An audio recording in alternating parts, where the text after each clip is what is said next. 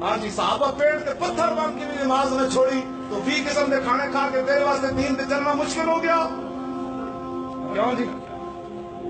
تیرے 20 قسم کے محل تے پلازے ہون تے صحابہ دیا کھجورا پکیاں ہون غزوہ تبوک تے موقع تے پورے سال دی جناب معیشت دا تعلق ہونا کھجورا نال پکیاں ہون بالکل تیار ہون حضور نے فرمایا چلیے ایک صحابی نے بھی نہیں کیا حضور پورے سال روٹی کے تو کھاواں گے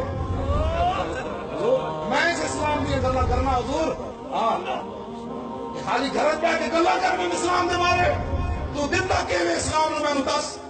دل کے ہاتھ رکھ سچ سچ دس اے مسلمان کا مطلب کیا روٹی کمانی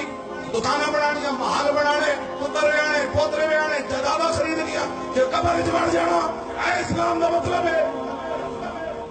دل کے ہاتھ رکھ سچ سچ دس اے مسلمان کا مطلب کیا عشق نبی نے سینے وچ بدراز ایمان کا مطلب کیا بات ہندوستان نے ٹھیکا سے 20 لاکھ بندے ذبح کرا کے 70,000 عورتیں ہندوؤں کے سکھاں کے حوالے کر کے سب تو دنیا کی بڑی ہجرت ہوئی مسلمان لٹے پٹے پاکستان کیوں آئے موٹر وے بنانا ہے اسمبلی جو حضور کی ختم نبوت نے ڈاکہ مارنا ہے ممتاز نو پھٹے چڑھانا ہے مسجد تو سپیکر تو اتارنا ہے مندر جا کے پاک پاک کرنا ہے